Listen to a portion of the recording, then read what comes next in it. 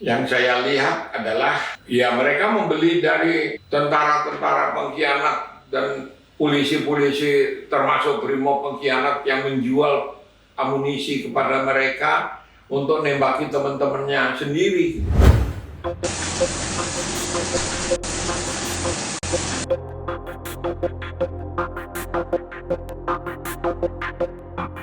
Salam damai. Salah satu pihak atau dari hujatan publik sampai kritik sampai pada diskusi adalah brimob. Jadi brimob dituding terlalu militeristik dan memberi warna militeristik pada polisi. Yang dianggap apa sih brimob itu sebetulnya? Brimob yang ulang tahun bulan depan November tanggal berapa ya, 14 kali, itu adalah militer. Paramiliter artinya memang setengah militer. Sejarahnya panjang karena polisi yang bertugas menjaga ketertiban sosial dan mengatasi konflik-konflik lokal maupun nasional di suatu negara itu membutuhkan jenis kekuatan yang diberi kewenangan menggunakan senjata oleh negara, tetapi dia militer. Karena kalau militer itu fungsinya untuk menghadapi kekuatan musuh dari luar untuk bertempur. Brimob ini tidak, untuk pasifikasi. Jadi tetap saja merupakan bagian dari polisi sipil. Jadi tentara dalam tanda petik, tentara sipil lah kira-kira seperti itu. Tetapi dia bagian dari polisi yang sipil dengan posisi yang khas dibandingkan dengan seluruh unit kepolisian yang lain, satker-satker, satuan kerja kepolisian yang lain. Brimob memang memiliki warna yang khas karena fungsi pasifikasi, yaitu meredakan atau mengamankan negara dari konflik yang mengganggu eksistensi negara, termasuk separatisme. Mengapa separatisme seperti di Papua itu ditangani oleh brimob dan bukan militer? Karena kalau ditangani oleh militer, maka statusnya menjadi separatisme. Kalau separatisme artinya pihak yang dianggap membelot dari negara yang sah itu dianggap sebagai pejuang kemerdekaan bangsanya. Kalau itu diakui, artinya ada pengakuan bahwa misalnya OPM, Organisasi Papua Merdeka, itu sebuah kelompok dan konflik berkepanjangan dan tidak selesai-selesai, maka pihak internasional boleh campur tangan. Karena kemerdekaan itu hak segala bangsa. Bahkan itu tercantum di dalam Undang-Undang Dasar 1945. Artinya ini menjadi urusan internasional. Kalau begitu PBB bisa mengambil keputusan, ya sudah, tanya saja rakyatnya, referendum. Nah, kalau referendum, misalnya untuk Papua sekarang, ketika kebencian di pusat itu sedang memuncak, ya pasti kalah. Kalah artinya yang menang itu pihak separatis. Maka sudah pernah terjadi, sudah pada kasus Timur Timur, tetapi tidak terjadi pada kasus Aceh. Karena pada kasus Aceh itu kemudian dilakukan langkah-langkah terobosan dalam bidang diplomatik sehingga terjadi perundingan Helsinki yang menghasilkan kesepakatan dan otonomi yang lebih luas bagi Aceh, termasuk dalam menerapkan syariat Islam. Nah, inilah fungsi brimob. Fungsi brimob pertama adalah menjalankan tugas pasifikasi ketika terjadi konflik berintensitas tinggi, sudah sampai pada tingkat pertempuran kecil-kecilan dan pertempuran besar. Itu pula yang membuat brimob alutsistanya, sistem persenjataannya itu diberi keleluasaan lebih dari polisi normal. Kalau polisi normal itu hanya boleh menggunakan senjata-senjata ringan, dalam tanda petik ya istilahnya memang senjata ringan, seperti laras panjang dengan kaliber 5,56 atau lebih kecil lagi. Nah, kalau BRIMOB itu diberi kewenangan untuk menggunakan senjata sampai kaliber 7. Jadi besar-besar itu pelurunya segini. Tetapi dia tidak boleh menggunakan bom sebetulnya, bom yang senjata pemusnah, apalagi senjata pemusnah massal, mass destruction weapon, MDW. Nah, karena itu standar militer untuk pertempuran sebagai bagian dari peperangan besar antar negara. Pertanyaannya kan lalu batasnya apa? Kenapa sangat lentur narik turun? Karena yang dihadapi, kejahatan-kejahatan di dalam negeri yang dihadapi itu semakin lama memang semakin canggih. Misalnya pada kasus di Papua itu, medan pertempurannya memang tidak familiar, tidak biasa dihadapi oleh polisi Indonesia, BRIMOB yang bertugas di sana, apalagi polisi biasa gitu. Mengapa? Terrainnya itu kemiringannya sampai 70 derajat. Orang Papua yang bergerak pada kemiringan 70 derajat itu rata-rata penduduk lokal yang memang lahirnya di lereng-lereng itu. Jadi mereka bisa berlari cepat dengan kemiringan 70 derajat. Tidak mungkin itu dilatihkan pada BRIMOB dan dikuasai teknik seperti itu. Sehingga orang Papua yang bisa seperti itu secara otomatis kakinya melebar, sehingga dibilangnya kaki lebar, bukan kaki luas. Kalau kaki kita gede itu saya bilangnya kakinya luas. Nah, ini kaki lebar. Kaki lebar, jalannya miring kayak gitu, nggak akan jatuh dengan kemiringan 70 derajat. Jadi kalau mereka habis tembak dar-dar, dia lari, dikejar BRIMOB kita, ya kalah pasti BRIMOB-nya. Karena tidak punya kaki yang lebar itu dan tidak punya skill untuk mengejar dengan kemiringan 70 derajat.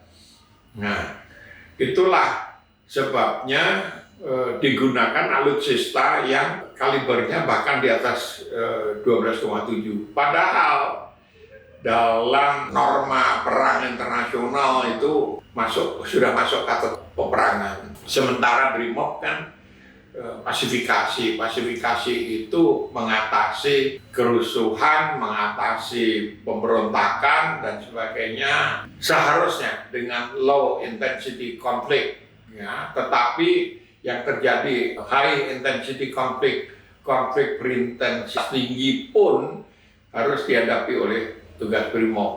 Nah, dari fakta-fakta seperti itulah BRIMOB kemudian menguasai dan senjata-senjata atau alutsista yang seperti militer, termasuk diantaranya rantis yang kemarin menghebohkan itu. Nah, how far can we go? Seberapa jauh kita bisa tolerir BRIMOB melakukan itu? Ini tricky question yang tricky sifatnya, karena BRIMOB tidak dilatih untuk bermain misalnya di perkotaan. Meskipun ada teori-teori dan praktek untuk perang kota, tetapi keahliannya bukan di sana. Dan keahlian di hutan pun menjadi tanggung kemudian. Kalau mau perbandingan, sebetulnya komandan-komandan BRIMOB ini dikirim aja ke New Scotland Yard di Inggris. Itu contohnya aja. Banyak negara yang memiliki tempat latihan untuk para militer seperti BRIMOB.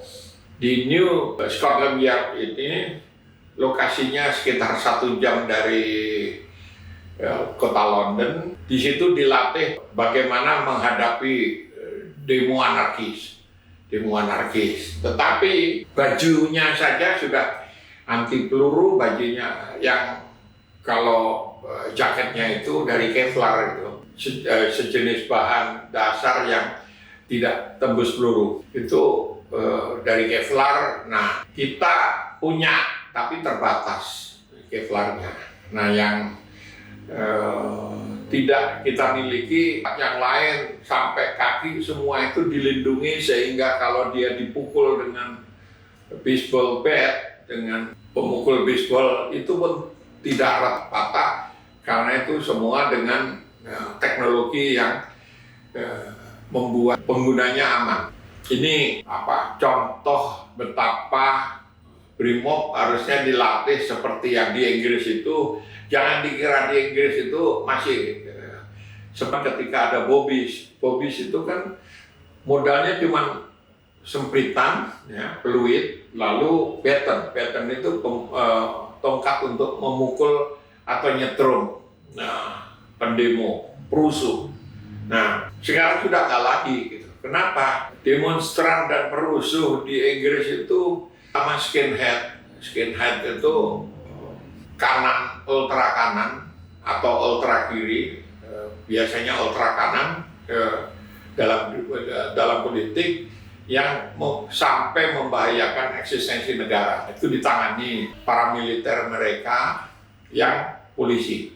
Nah, kita tidak sampai sejauh itu, tetapi Brimob kemudian masih memberi warna militer yang sangat kuat karena kondisi yang dihadapi itu jauh berbeda dari kondisi yang dihadapi oleh polisi biasa, polisi gula batu lah gitu. Kalau meminjam istilah di ketentaraan, Kostrad itu dianggap tentara gula batu. Nah, kalau polisi gula batu ya polisi umum yang menghadapi masyarakat sehari-hari di pedesaan maupun di perkotaan.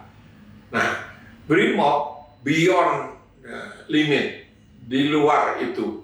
Mengapa sekarang OPM yang sudah berubah nama menjadi kelompok kriminal bersenjata KKB itu sudah menggunakan alat-alat perang juga, seperti mereka banyak yang menggunakan AK-47 untuk senjatanya, M16 dan lain-lainnya, bahkan bom-bom yang kategorinya untuk perang sebetulnya kecil, tapi kalau untuk suatu pertempuran ya cukup besar gitu. Nah, yang menarik lagi adalah ya dari mana mereka mendapatkan bom-bom dan persenjataan seperti itu gitu. Yang saya lihat adalah ya mereka membeli dari tentara-tentara pengkhianat dan polisi-polisi termasuk Brimob pengkhianat yang menjual amunisi kepada mereka untuk nembaki teman-temannya sendiri gitu. Ini problem yang harus diatasi kalau dalam jangka dekat, mengatasi aspek kekerasan yang harus ditangani, diatasi, itu paling nggak hentikan kekerasannya itu sendiri dulu gitu. Yaitu jangan ada yang bisa memasok peluru dan senjata kepada KKB. Nah, ini berlaku juga untuk terorisme. Karena kehebatan terorisme, kecanggihan teroris menggunakan alat-alat itu sudah begitu canggih juga sehingga harus dilawan dengan kekuatan yang minimal setara. Nah, jadi dilakukan pencegahan. Kalau dilakukan pencegahan, ya itu bisa polisi biasa. Tetapi pada saat ada ancaman teror, itu unit-unit khusus seperti yang paramiliter seperti Brimob lah yang dikasih karena mereka punya unit khusus untuk penanganan bom. Ini pula yang membuat pemikiran kalau begitu Densus itu di bawah Brimob. Iya, memang bisa. Ya. Dan mungkin lebih baik. Karena Densus itu detasemen yang jumlahnya sedikit, tapi tidak sedikit juga sekarang kan. Ya. Tetapi membutuhkan skill atau kemampuan teknis atasi kontingensi terorisme yang memerlukan keahlian melebihi polisi biasa. Terorisme ini salah satu yang mendorong penguatan Brimob gitu. Yang saya lihat sebetulnya adalah kewenangan untuk menggunakan kekuatan bersenjata sampai ke tingkat bersenjata yang dipegang oleh BRIMOB itu kemudian kadang-kadang uncontrol, tidak bisa dikendalikan, tidak bisa apalagi kalau ada komandan yang menyalahgunakan kekuatan itu. Ini yang dilihat atau didengar oleh publik yang kritis, kemudian memaki-maki polisi dengan contoh BRIMOB. Padahal BRIMOB itu satuan khusus yang sifatnya untuk kontingensi keamanan dalam negeri, seperti yang sudah saya sebutkan tadi. Nah, ini harus dipahami sehingga kenapa sih BRIMOB? Ya, kalau BRIMOB dibubarin, rumahmu dibom, ya silakan aja, nggak ada yang nangani karena tidak punya skill menangani bom itu. Harus dengan teknik-teknik khusus yang tidak semua polisi atau tentara sekalipun menguasai, sehingga kecelakaan akibat penanganan yang salah terhadap bom-bom teroris itu bisa saja terjadi. Lah, BRIMOB mereduksi atau mengurangi risiko-risiko akibat bom seperti itu. Lah, bom atau senjata yang lain. Nah, inilah fungsi BRIMOB yang harus diketahui publik. Nah, kenapa sih nggak diserahin ke penjara tentara?